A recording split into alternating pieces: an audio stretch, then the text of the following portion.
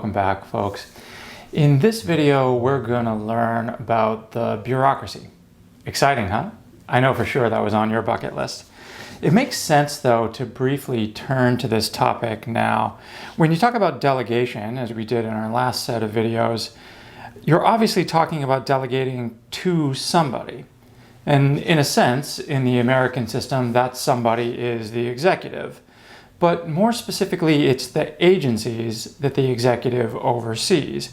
Agencies like the Department of Commerce, the Department of Housing and Urban Development, the Environmental Protection Agency, and dozens of other agencies, perhaps hundreds. An agency, for instance, like the National Highway Traffic Safety Administration, gathers information about something like the highway speed limit problem that I spoke to you about in those videos, and then they apply that information with their best judgment to reach Congress's stated objectives in their laws. But how does Congress ensure that they do what Congress wanted them to do? That question is an example of what economists call more broadly agency problems. How do you get the agent who's supposed to do something for you, let's say it's a travel agent, and you want them to plan a trip to Disney World, how do you get them to do that in a way that conforms with your wishes? For Congress, the agents of its wishes are the president and specifically the bureaucratic agencies. So Congress perhaps has some options. It could just tell the president what to do in minute detail, but that ends up creating other constitutional questions. One of the things we learned about in the non-delegation doctrine was that Congress is forbidden from handing over to the executive powers that are essentially legislative in nature, whatever that means. We already saw that dispute. And then in our test case on non-delegation, we're going to flip that question around when we're in class, and we're going to ask whether Congress can delegate powers that are essentially executive in nature. So in other words, when it makes a law, can it tell the president how to execute that law? For example, allowing the president to exercise executive powers of a certain sort, but not other executive powers. Or we might even ask, can it in fact give some of the power to execute that law to somebody that Congress wants to give it to, cutting the president out of the loop a little bit? So, as I was saying, the effort to tell the president in minute detail what to do in executing a law actually ends up raising these other constitutional questions. But that'll be our test case when we meet in class. That's not our question in this video. Our question in this video is what happens when Congress has made some delegation to the president and bureaucracy. Let's say they state some intelligible principle about what they want the executive to do about the census. Not a randomly chosen example because that's Department of Commerce versus New York, which was your reading for this lecture. The question then becomes, what must the bureaucracy do to ensure that it's doing what Congress wished as stated in that intelligible principle? Well, the primary thing it must do is follow the Administrative Procedure Act, something that I'm sure you never hoped to learn about, but you're going to see in the course of these few short minutes how important the Administrative Procedure Act is. In fact, way more Supreme Court decisions than you would think rely on the specifics of the Administrative Procedure Act that you're about to learn about. Okay, so what's the act? After FDR created so many new federal agencies during the Great Depression, Congress enacted this act, the APA. In reality, the president needed and wanted it too. And if you read the history of it, you'll see that FDR had actually initiated this process. FDR actually instructed his attorney general to draw up the first draft of this act. But the upshot is that both Congress and the president wanted to see to it, for obvious reasons, that the agencies were doing their work out in the open, following the law and following certain procedures. Congress wanted that so that they could either change the law if they didn't like what they saw or make other adjustments, or the president wanted it too because he could then rein in bureaucrats that he thought were out of control.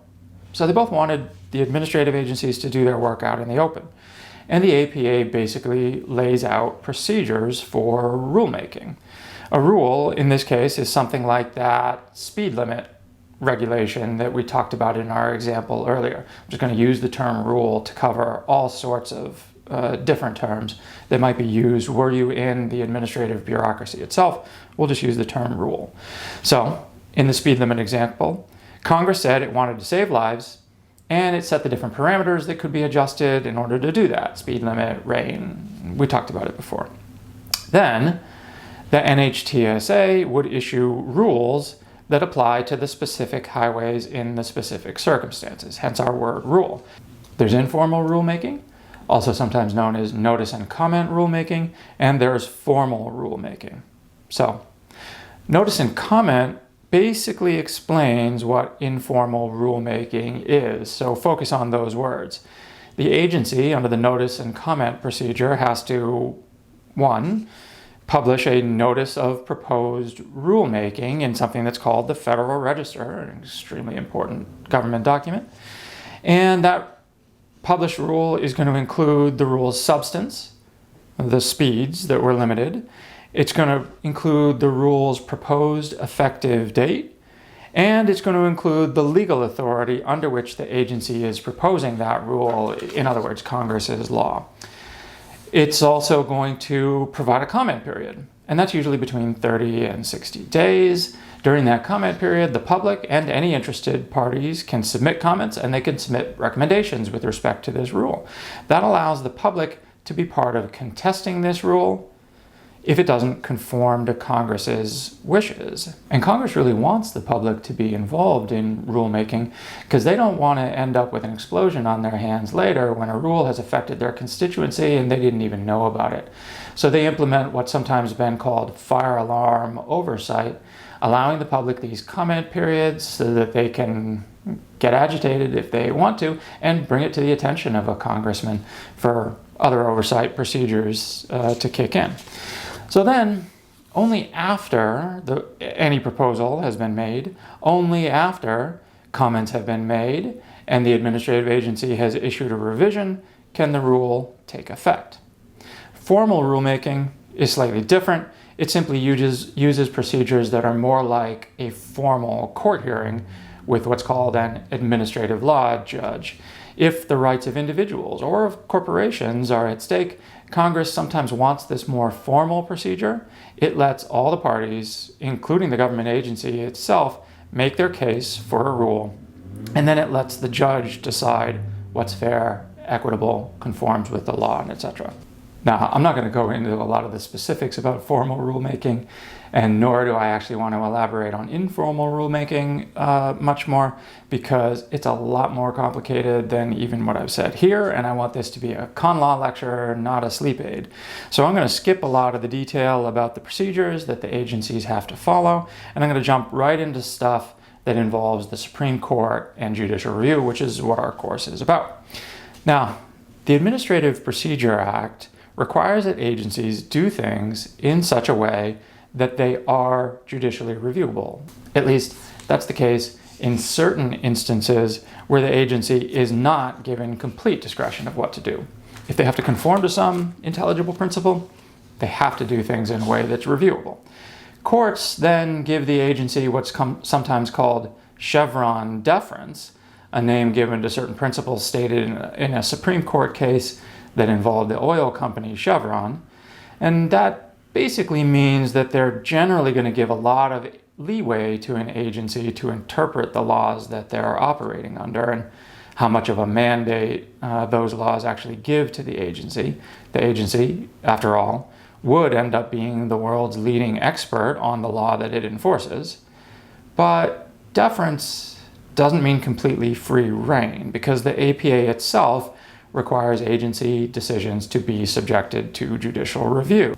The APA, which is the law relevant to this lecture, establishes two standards of judicial review.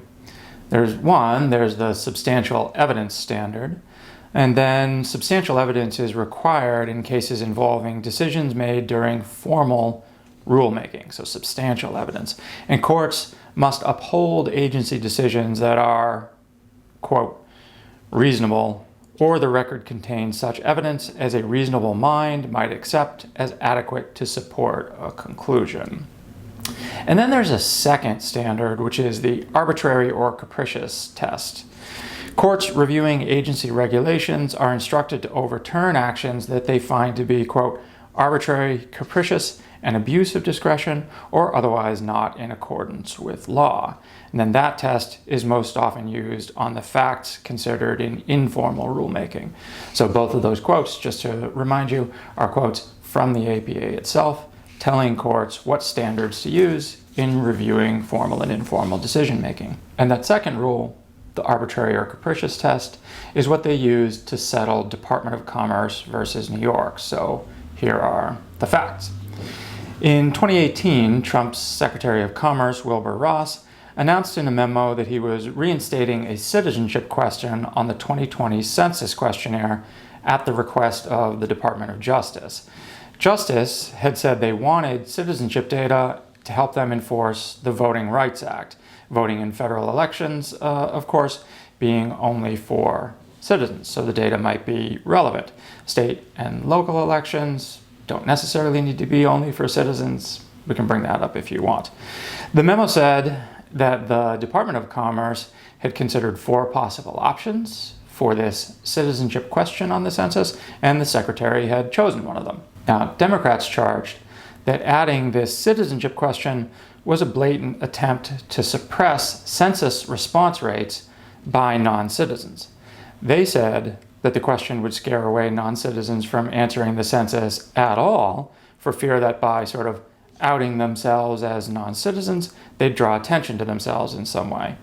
Depressed response rates would make the coastal areas of the country, where Democrats get most of their votes, look a lot smaller population-wise, because people weren't answering the census, and that would therefore lead to fewer House seats being apportioned for those areas, and Democrats feared fewer Democrats in the House. In his memo, the Secretary said that he had carefully considered the possibility that reinstating a citizenship question would in fact depress the response rate. He considered the long history of using citizenship questions on the census. It had always been on the census until the 1950s. And he considered several other factors before concluding, quote, the need for accurate citizenship data and the limited burden of the question, end quote, outweighed any fears about a lowered response rate. Okay, now back to the law for a second. The APA instructs courts to overturn agency action that is, quote, arbitrary, capricious, and abuse of discretion, or otherwise not in accordance with law. But it forbids courts to engage in judicial review, quote, to the extent that the agency action is, quote, committed to agency discretion by law. So as you saw in the case, one of the first things that the Supreme Court had to decide was that Secretary Ross had not been given complete discretion to implement Congress's census law however he wished. So they decided the court, did have the power to review his actions. But then they decided that his actions were not arbitrary or capricious in the forbidden ways. They said that the Secretary's decision was supported by the evidence that had been presented. He examined the evidence of various ways to collect citizenship data, and he explained why he thought the best course was to reinstate a citizenship question.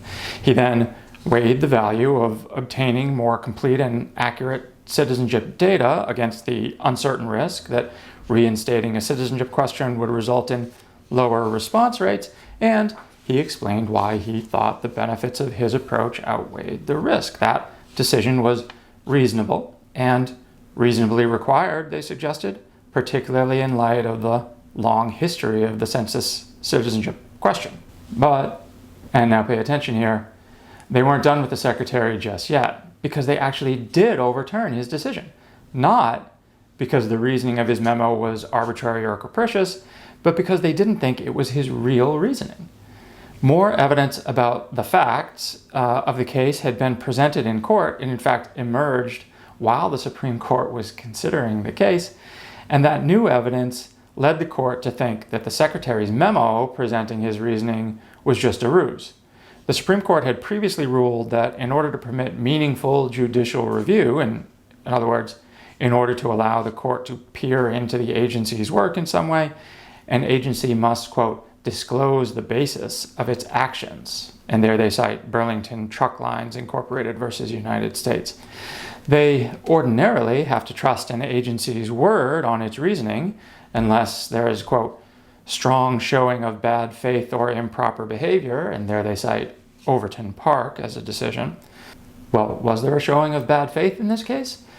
While the case was at the Supreme Court, evidence was discovered that Secretary Ross had worked with a Republican operative to design the census question, seemingly knowing and overtly recognizing that it would affect Democrats adversely.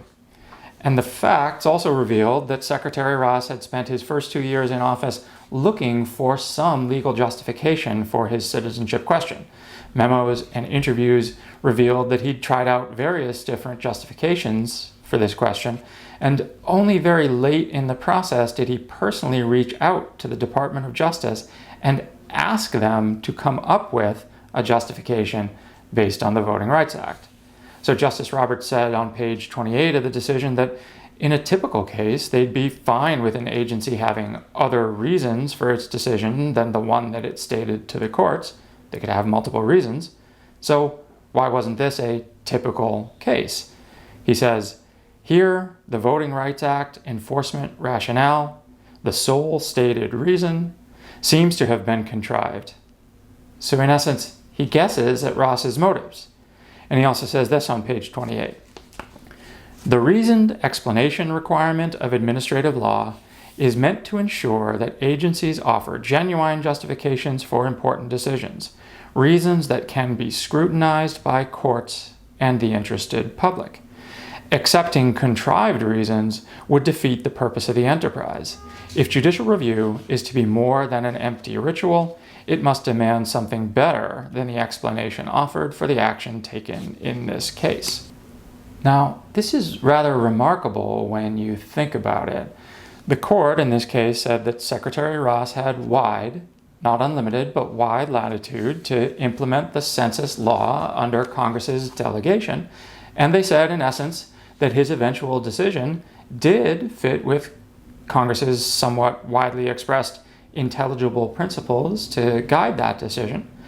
To add to that, they said that the decision followed the Administrative Procedure Act. It was well-reasoned enough not to be arbitrary or capricious, but they were basically offended or insulted that the Secretary had tried to evade judicial review.